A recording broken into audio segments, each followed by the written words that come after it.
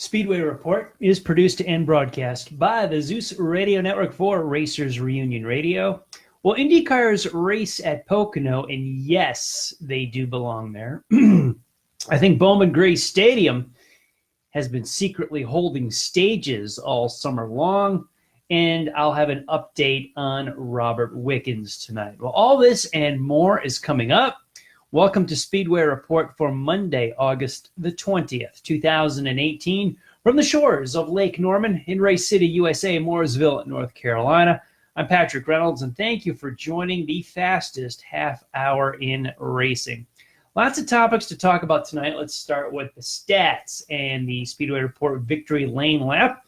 Tell you who won what over the past weekend. The Monster Energy NASCAR Cup Series was in Bristol, Tennessee, and raced their annual August night race Saturday night. Kurt Busch won for the first time since the 2017 Daytona 500, amid rumors of where will he wind up next year. Unconfirmed that he's shifting around, but when there's smoke, there's fire. You guys know how this business is. On Friday night, the Xfinity Tour was in Bristol. Kyle Larson won the 300-lapper there. And on Thursday night, the trucks were center stage with Johnny Sauter taking the win. And the first half of the doubleheader at Bristol, the Whelen Modified Tour, was won by Justin Bonsignor. IndyCars raced yesterday afternoon, a little bit into the evening in Pocono, Pennsylvania. Alexander Rossi won the 500. The big story there was the crash by Robert Wickens. We'll talk a lot about that tonight. NHRA was a long way from Charlotte in Brainerd, Minnesota. And in Top Fuel, Billy Torrance finally takes his first career Top Fuel win. Funny Car was won by Jack Backerman. Pro Stock by Derek Kramer, and Eddie Krawick won in Pro Stock Motorcycle. They are off this weekend, as the following weekend is their big event in Indianapolis over Labor Day, the U.S. Nationals. But the Lucas Oil late models try to get their show in Batesville, Arkansas, one of the big ones, the Topless 100. The event was rained out, and unfortunately, we still don't have a rain date for it yet. Lucas Oil and Batesville will try to find one on the schedule. One of their big events of the year. See if it does get postponed, and not canceled. My fingers crossed for that one. Well, the World of Outlaw late models were up in the Northeast. They competed in Georgetown, Delaware last Thursday night, won by Chris Madden. They got rained out on Friday at Williams Grove, Pennsylvania. They did get the show in Saturday night in Port Royal. That was won by Mike Marlar. And last night in Erie, Pennsylvania, Chase Youngins took the A-main. That is his first checkered flag in 3 years. I had to read that stat twice. I didn't think it had been 3 years since Chase had sat in victory lane, but true to form. The World of Outlaw sprints were in North Dakota. Gosh, strange place to go after the festivities at Knoxville, Iowa. But traditional stops up there in Grand Forks and West Fargo on Friday and Saturday night. Donnie Schatz swept the weekend. His home state takes the checkered flag, takes the check in front of the friends and family. That is win number 16 and 17 if you're keeping track of A-mains for Schatz. Keeping with the dirt, the ARCA cars made one of their 2 annual stops at the Illinois State Fairgrounds in Springfield on the Dirt Mile. They'll do another one on Labor Day. Christian Eckes, winner of the Snowball Derby a few years ago, takes the ARCA race. I love the Dirt Miles. I love these Silver Crown ARCA doubleheaders that are coming up. The one coming up in DuQuoin over Labor Day weekend. I really dig the one they just ran in Illinois because the USAC Silver Crown cars were there Saturday night, 100-mile race, won by Chris Windham. Strong field, 43 cars showed up for the big car race at the Illinois State Fairgrounds. Now, the Silver Crown Tour, one of my faves, but they've been struggled with car count hits. Too many races lately. Well below 20, no need for any kind of a B-main. Everybody makes it into the field. This one needed a legitimate semi-main to whittle down the field. So that's cool. I'm going to get out to one of these one day, travel to the Midwest, and grab that ARCA and Silver Crown doubleheader at some point. Up in Grandview, Pennsylvania, they tried again to get the Forrest Rogers Memorial Race in on Saturday night. Second time in a row it's been rained out. They're going to go again with this thing, not this coming Saturday, but on September 1st. If you're up in Pennsylvania, check this one out. $10,000 to win there. That gives them a very big September in Grandview, as the Freedom 76 is a few weeks later that pays $25,000 to win. So Grandview putting up some serious coin in the month of September for the small block modifieds. And Bowman Gray Stadium, my local track here in Winston-Salem, North Carolina. The season finale 150-lap race was won by Jonathan Brown. Burt Myers is clinched his 9th track title for the modifieds.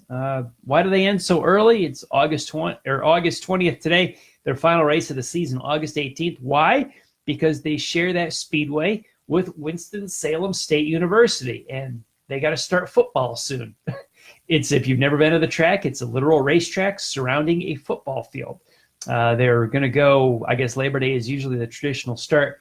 The week before that, they offer as a rain date for championship night, and that puts 2 weeks before Labor Day their annual end-of-the-year race there. So Bowman Gray Stadium, checkered flags have waved, and we won't see them until next April. It's hard to believe that. So much is going to happen between now and April. Gosh, we're going to go through all the fall championships, the holidays. It'll be a new year. Springtime will be here.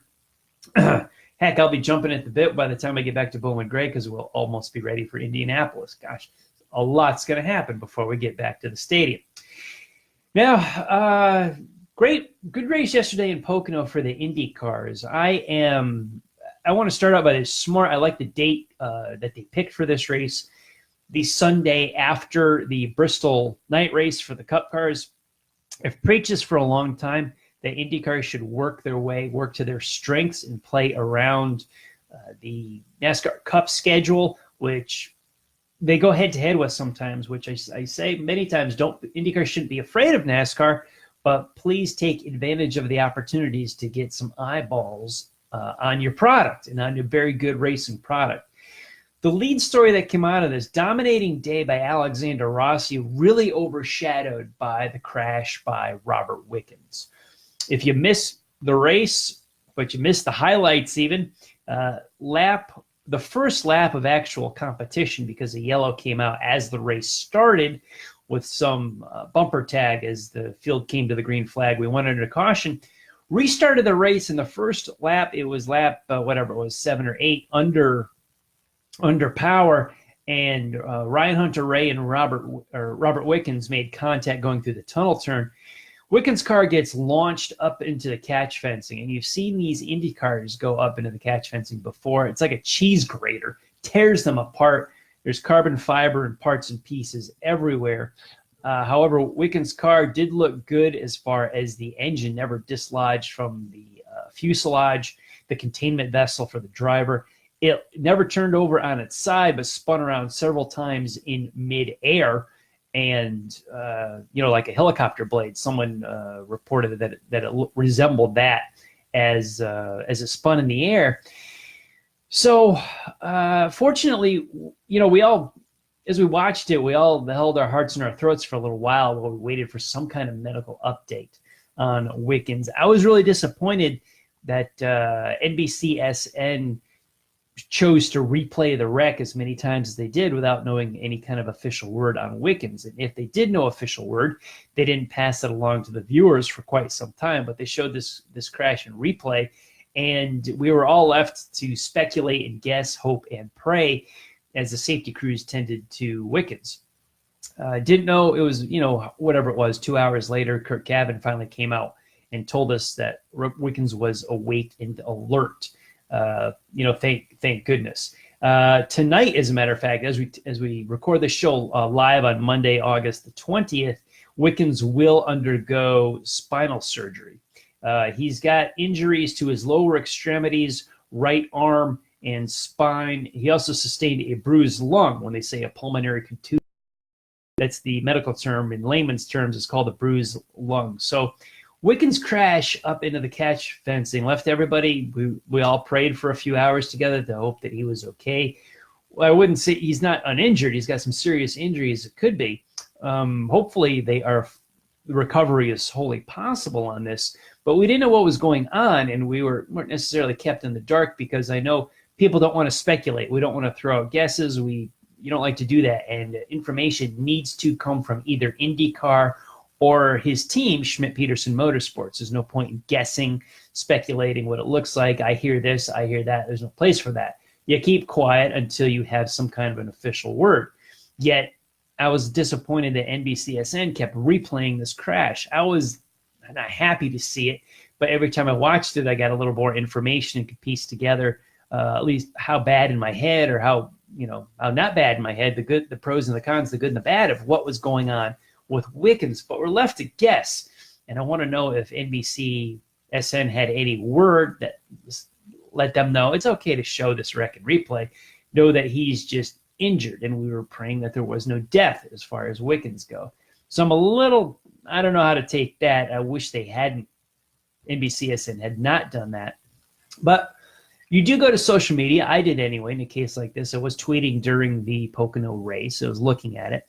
And this was a great place to go for information. You had to recognize speculation as such, and some required, I guess, trusted sources would be relaying facts. And I followed Twitter a lot, was just trying to get as much information as I can. It took no time at all before the IndyCars should not be at Pocono crowd reared its head and started talking about that. This talk drives me nuts. I just can't get over IndyCars should not be at Pocono. Why? Because we had a bad crash and a driver could possibly be injured? That's an inherent nature of auto racing. I don't want to see that, but that can happen at any track and any time. Yeah, it was a bad crash, but I'm not going to say we shouldn't be at Pocono. Those cars put on good racing at Pocono. What I saw yesterday was a very good race. Yeah, it was Alexander Rossi's dominant force. Will Power stayed close to him, but they were almost a lap ahead of third and fourth place there. You saw Scott Dixon and Sebastian Bourdais. Thank you. Drew a blank there for a minute. In third and fourth, they were just ahead of Alexander Rossi, and I think he let off the throttle in the end of the race. He didn't need to put these guys a lap down. He took it to the checkered flag, because after we went green from the Wickens accident, we, on lap whatever it was, 13, they threw the green flag. We went straight through to lap 200, 500 miles, well over 200 miles an hour. Did not take long at all. But that type of talk, the IndyCars should not be at Pocono. Cannot disagree more. I understand folks have their opinion, but I don't understand where that kind of talk comes from. We did not stop running the Daytona 500 after 2001. One of the biggest stories ever in the motorsports world was the death of Dale Earnhardt. But what that did was light a fire. That began a tremendous full throttle catalyst that has improved the safety aspect of these drivers in all forms of motorsports tremendously. I think yesterday with Robert Wickens was another point in auto racing, where we look at everything that went right, look at everything that went wrong, and improve and make better what we can to make the next race safer, make the next generation safer, make the next year safer. There's never been a case, I don't believe, that we see these bad crashes and something goes bad and we stop going to that racetrack. I've never agreed with that. The sport would have been abolished decades ago if we did that. Guys were getting injured and killed decades ago, unfortunately and sadly, but on a somewhat regular basis. The teams and the drivers acknowledged the risk and went ahead anyway. But every time we crashed, we made the sport safer. Do you remember the days where we didn't have seatbelts and leather helmets, no fire suits? We did all kinds of foolish, dangerous things in this sport well before I was even born. But we continued on, and we just evolved, and we got smarter. We made the cars safer. As Mario Andretti said in a television interview yesterday during the red flag for the fence repair, we put these engineering and technology aspects on the cars to make them go faster. Let's put a little more effort into making things safer. And there have been different tent poles and points in the history of the sport that have done that. It's happened in IndyCar, it's happened in NASCAR, it's happened in short track racing and sprint cars, in the modifieds. Some of the greatest safety innovations have come sadly after guys have died. We looked at what happened and we made the sport safer. I never agreed to stop racing. I don't think we should stop going to tracks. I wish the IndyCars actually went back to tracks that we no longer go to. The Las Vegas crash with Dan Wheldon was such a sad, heartbreaking event. Still is. However, the IndyCar racing at Las Vegas is something pretty special. It's a very exciting race. We looked at this at Fontana, at Michigan. Dangerous, yes, but extremely exciting and definitely worth a ticket price. This is a dangerous sport. Always has been, always will be. If you don't want to take the risks, fine. Don't do it. Do something else. If you don't want to bust your knees up or get a broken bone or some bruises, football's not the sport for you. Go do something else. I'm not saying we should take unnecessary risks in racing. We should always strive to make this sport as safe as it can possibly be. But to just look at the Wickens crash from yesterday and then be waving the flag that IndyCar can't be going to Pocono, we shouldn't be going to Pocono, is foolish. I disagree with it 100%. The Daytona 500 has forged on since 2001, and the entire world of motorsports is much safer on the aftermath of that tragic accident. Robert Wickens crashed yesterday. I continue to pray for a speedy recovery from him. I hope he's okay down the road. We'll keep track of surgery tonight and hope everything goes well and hope that he's on the track for a full recovery. But we can learn from the Wickens crash yesterday is what we can do better, what we can do safer. The cars, the drivers, the safety equipment the drivers wear, the fencing, the speedways, the tracks, maybe even procedures and style. I don't know. But we can look at every aspect of that crash yesterday and make auto racing safer in general. That's the direction I want to go. I don't want to take IndyCars out of Pocono. I'm looking forward to hopefully getting there in 2019 and see them race myself. Jumping to my local track of Bowman Gray Stadium here in Winston-Salem, North Carolina, has had mystery cautions all season long there. And I've heard they were because of the new TV show that they're filming. Remember this show several years ago, which thrust the stadium and a lot of their drivers to superstar status. They're doing another version of the show, but there's random mystery cautions in the modified race that the PA system or the track doesn't even try to explain. I've seen them run maybe 10 to 15 laps in the modifieds, and suddenly a caution comes out. And the PA system, you're sitting there as a race fan saying, hey, the Whelen Engineering caution lights are on. But I look at all the safety trucks. Nobody moves. Nobody even approaches the racetrack to look for anything, inspect anything, clean anything. There's just no reason for it. And I don't know if these guys are secretly running stages like the Cup Series is and awarding points or what the heck we're doing. But it's a real turnoff. It's a real downer to watch the racing at the stadium. I've seen it all season long. Not that I went every week. But on the weeks that I went, I saw this. In the modifieds run 50 laps, 100 laps. We saw 150 lapper Saturday night. I don't get it. Are we doing this for the TV show? It's all taped. They can edit that in any way they want. You don't need to be throwing cautions. I don't get it. I've never seen I've never seen a track like that where the mystery caution just kind of happened. And there's no explanation for it. Even in other tracks, I've seen some questionable ones, but I've always seen them announce the reason. The caution is out for what we think is debris, for a disabled car, but he got going again. You know, a crash, we might have thrown the yellow a little early, but the car got sideways and hit the wall, but we threw the caution anyway. It's so much. I can go on and on about Bowman Gray Stadium and the antics up there. Matter of fact, next week, I think I will, because there was something else I saw on Saturday night that I'd like to talk about, but running out of time here tonight. So I'm going to hit up some talk about Bowman Gray Stadium next week as well. Talked this morning about Kyle Busch and a fan as an altercation between the two of them. Mouthy fan, I understand the dislike for Kyle Busch, the way he acts. He certainly draws criticism and negativity from the fans. Hell of a wheelman, but his attitude has always needed work when things are not going well for him and how he acts. Got a big fire. He certainly adds flavor and spice to the series. I don't want him to go away by any means, but fans, no, you don't get a right. Your ticket to the track doesn't give you a right to jump a driver. Fortunately, the dude was escorted away. I don't know how far it got as far as actual punches thrown and hitting and grabbing and pushing. I don't think it escalated too far. It wasn't that.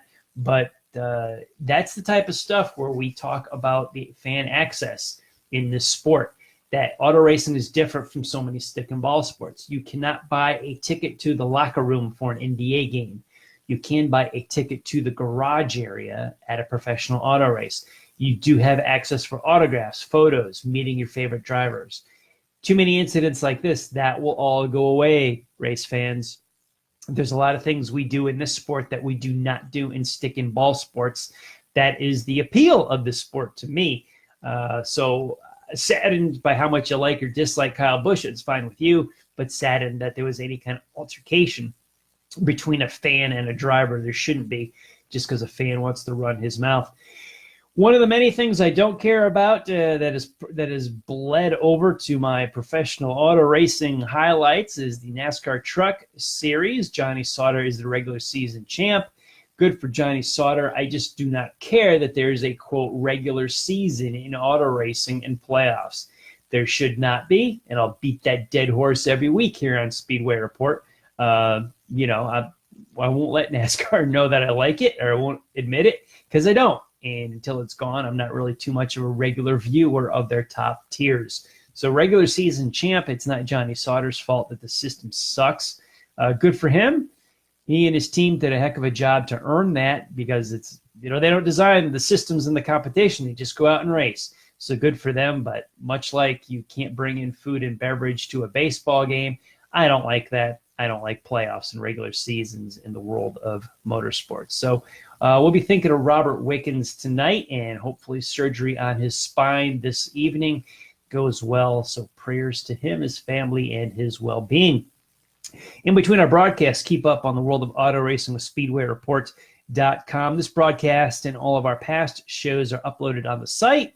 We've also got some racing articles to read. So let's see, our archived podcasts, we're on Facebook on Speedway Report with Patrick Reynolds. We're on the Racers Reunion Facebook page. We're on Twitter if you're following at Speedway Report or at Speedway Pat, either one of those. RacersReunion.com is in the forum and on SpeedwayReports.com. If you're also connected to me on Google+, LinkedIn, and my personal Facebook page, show me some love. I'll be there, and you can check out all of it. Big thanks to everyone on the Facebook live feed for joining the conversation during the show tonight. Go see a race at a track near you. Bowman Gray Stadium has wrapped up their season. Not too many else have. Just still go to your local track this weekend. That's the best way in the world I know to support the sport. I want to thank all of the military past and present for the freedoms we enjoy as Americans in our daily life, including the simple things like bench racing right here on a Monday night. Freedom is not free, and a veteran paid that bill for us. To all of the men and women who are defending freedom and watching Speedway Report, take care of yourselves and come home soon. A special salute to the teachers, school staff, firefighters, police officers, and paramedics in our own communities. They are quiet and modest heroes every single day. God bless and thank you. You have been watching Speedway Report from the shores of Lake Norman in Race City, USA, Mooresville, North Carolina. Please like our Facebook page, Speedway Report with Patrick Reynolds, and follow me on Twitter. I'm at Speedway Pat. On the Drag Racing List Facebook page next is Racing and Rockin' with Draglist.com.